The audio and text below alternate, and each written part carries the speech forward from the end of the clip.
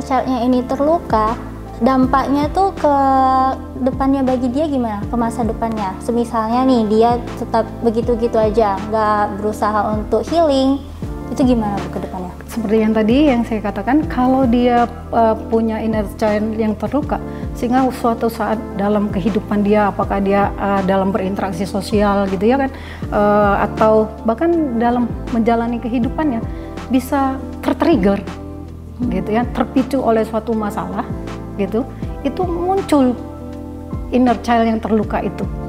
Nah, itu membuat dia tentu akan bermasalah, baik bermasalah secara pikirannya, secara afeksinya, maupun secara perilakunya. Kita kasih contoh misalnya ya kan, misalnya dia waktu kecil, waktu usia 5 tahun, dia itu mengalami KDRT dengan papanya, kan gitu ya.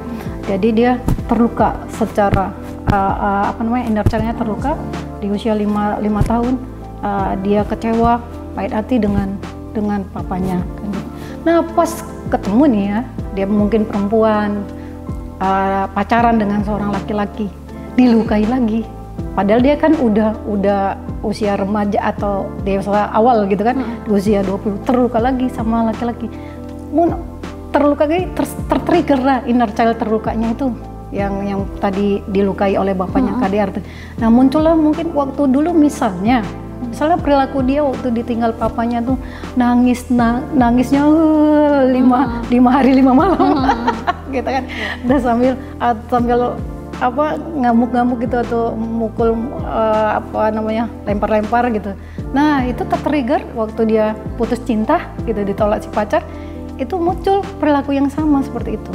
Nah atau bisa saja gara-gara seperti itu dia akhirnya, nah kan tadi apa dampaknya kan, udah putus dengan si pacar, dia nggak mau lagi pacaran.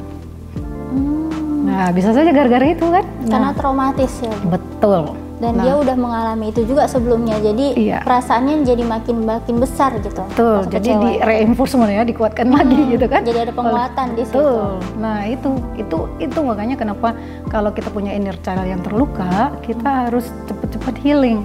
Karena sekali lagi, kita tidak akan sehat mental jadinya. Kalau kita tidak sehat mental, kita nggak akan bisa bahagia.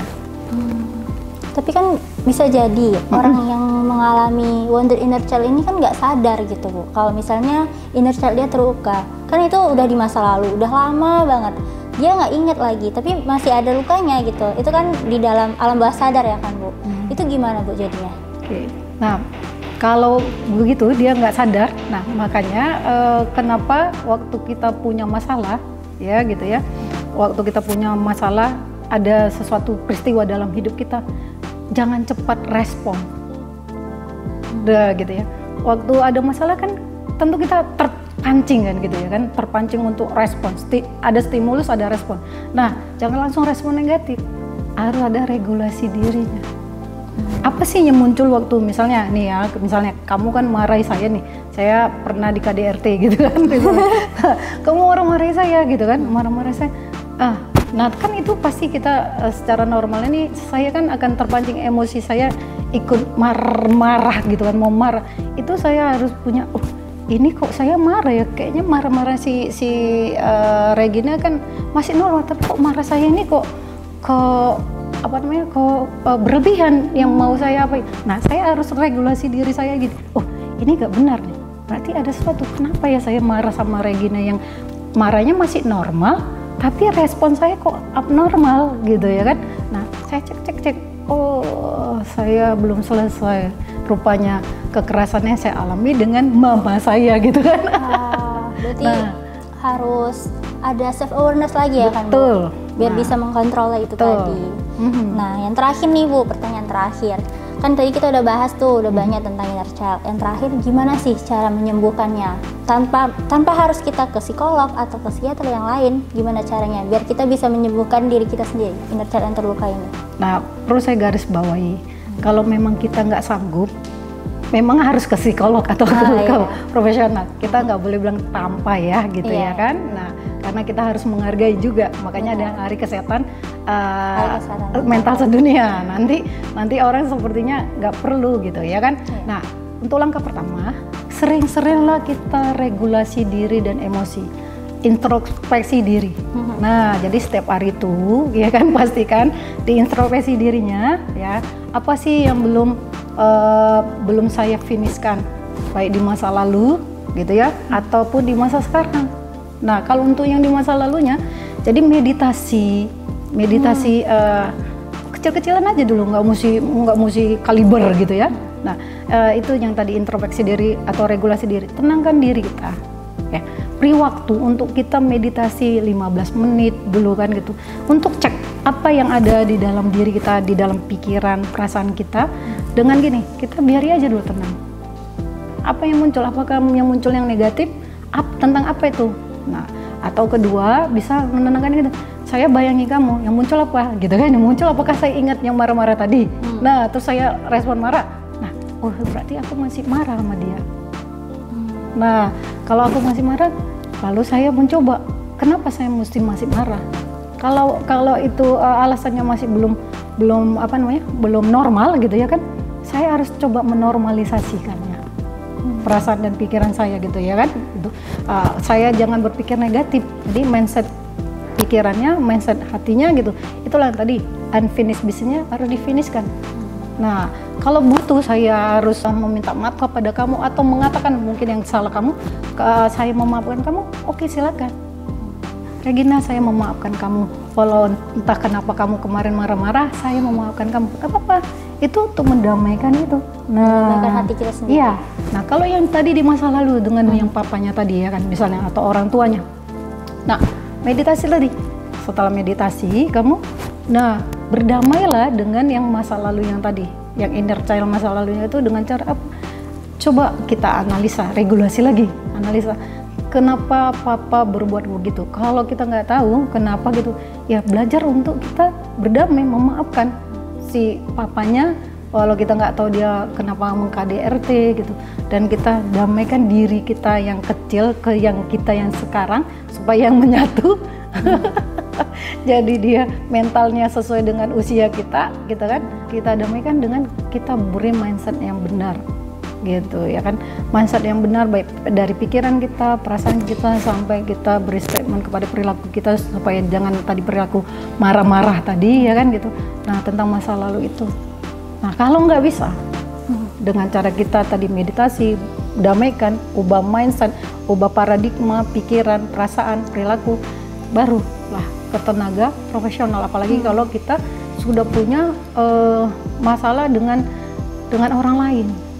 Nah, gitu kan, kita nggak produktif atau kita interaksi sosial kita kurang baik gitu ya kan, itu lebih bagus supaya dicari tahu. Mungkin tidak semua akar masalah waktu meditasi itu, karena itu kan di masa lalu yang sudah masuk ke alam bawah sadar. Nah, jadi kalau semuanya orang yang nggak psikolog bisa memunculkan yang dari alam bawah sadar ke sadar, waduh, nggak ada profesi psikolog. Iya, betul, gitu. Nah, nggak perlu lagi ada statement Hari Kesehatan Mental Sedunia dan profesi untuk kesehatan mental sedunia kan, gitu. Nah, jadi segeralah demi kebahagiaan Anda.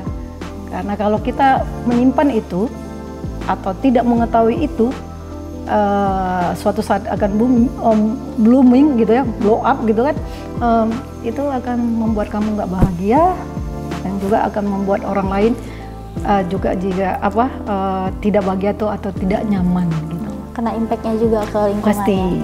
Ya, lagian juga kalau memaafkan itu kan berarti bukan cuman biar kita menerima maaf dari penerimaan maaf dari orang lain, tapi ya untuk kedamaian diri kita sendiri ya. Betul. Ya, terutama memang kenyamanan kita, kebahagiaan kita. Kalau kita bahagia, kita sehat, pasti kita mampu menyehatkan orang lain dan membahagiakan orang lain. Nah, kan kita udah bahas nih tentang inner child, terus cara penanganannya yang secara sederhana. Kira-kira ada nggak yang mau Ibu sampaikan ke teman-teman Prince di rumah? Gimana cara tentang inner child lainnya? Mungkin ada yang ketinggalan tadi belum sempat kita mention, belum kita sempat sampaikan. Oke,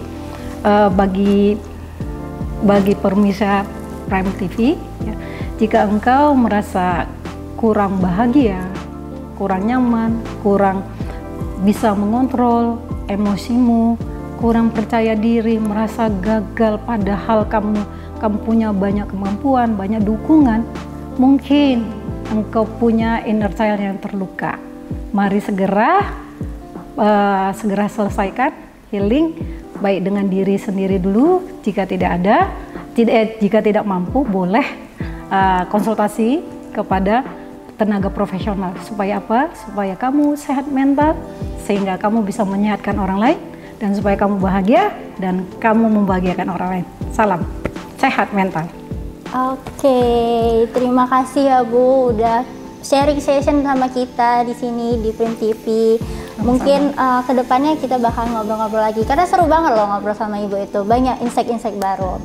Oke, demikian perbincangan kita kali ini. Mungkin kita akan ada perbincangan selanjutnya. Nah, untuk Prim semua di rumah, mana tahu ada yang tertarik dengan konten-konten seperti ini lagi, kalian bisa follow Instagram Prim TV atau juga bisa subscribe di channel YouTube Prim TV. Nah, terima kasih karena kalian sudah menonton. Sampai jumpa di kesempatan selanjutnya. Bye-bye. Salam sehat mental.